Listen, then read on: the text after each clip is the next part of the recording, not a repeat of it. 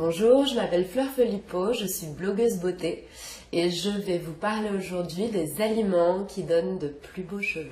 Pour avoir de beaux cheveux, il est indispensable de les soigner très tôt dans leur vie, puisqu'à partir du moment où ils ont à peu près cette taille, c'est-à-dire où ils sont très jeunes, on ne peut presque plus rien faire pour eux. On peut juste appliquer des soins externes qui vont les gainer, mais ça reste un petit peu du bricolage. Il est primordial de faire attention à 2 points. Le premier, c'est de leur donner tous les actifs dont ils ont besoin pour être bien formés et avoir une belle croissance.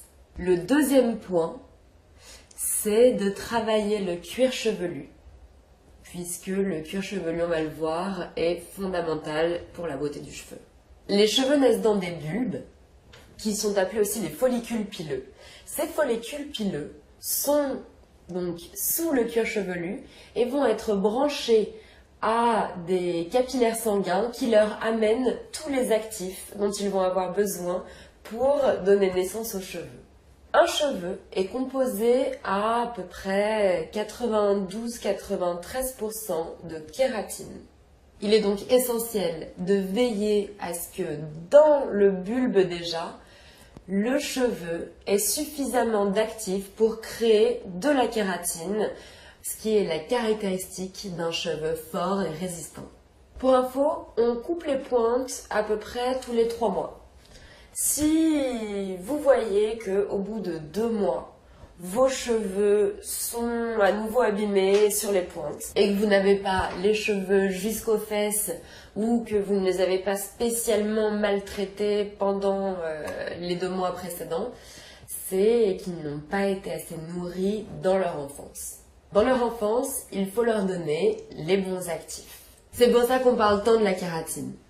La kératine est composée d'acides aminés soufrés, en majorité de la cystéine, de vitamines du groupe B et de minéraux comme le cuivre et le zinc. On trouve les acides aminés soufrés beaucoup dans la levure de bière et dans le germe de blé, mais aussi dans des aliments plus courants tels le brocoli, le chou de Bruxelles ou l'ail. Pour avoir suffisamment d'acides aminés soufrés dans l'organisme, il faudrait donc manger au moins un de ces aliments en une bonne portion, au moins 1 fois par jour.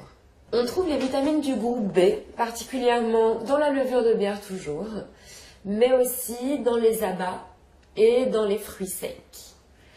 Donc pour en avoir en quantité suffisante, soit de la levure de bière tous les jours, qui existe en paillettes, qu'on peut mélanger à son yaourt ou à son jus d'orange le matin, soit on peut aller chercher du côté des fruits secs, mais là c'est une petite poignée de fruits secs, noisettes, noix de cajou, tous les jours.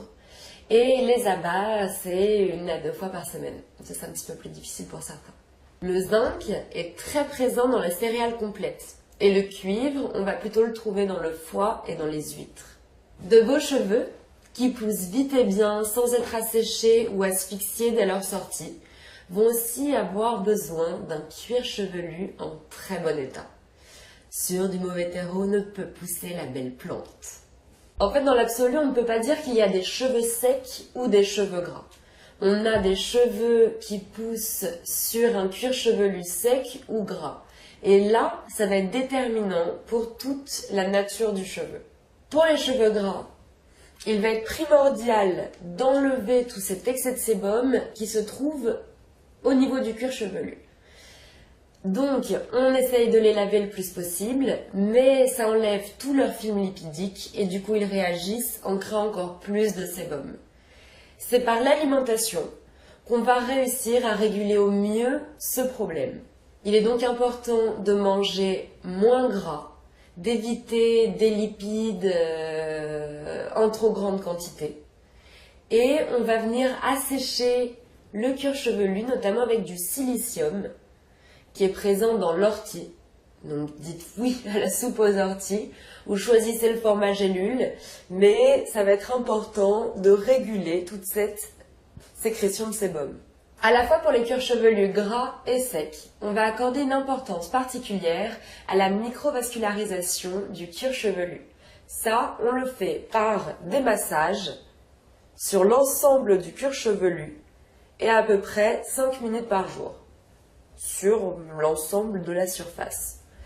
Pratique, on peut le faire n'importe quand, n'importe où, avant de se coucher, quand on se réveille, dans le bus, allez, où vous voulez. Pour les cuirs chevelus secs, il est très difficile pour un joli cheveu de sortir sur une terre aride, puisqu'il va perdre son film lipidique à peine passé la barrière du cuir chevelu.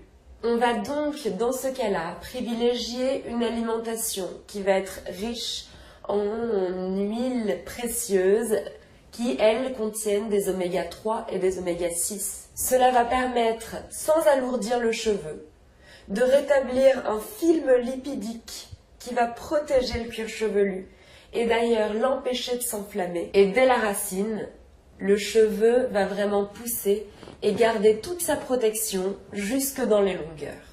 Voilà, maintenant vous savez quels aliments sont bons pour la beauté des cheveux et même la beauté de votre cuir chevelu.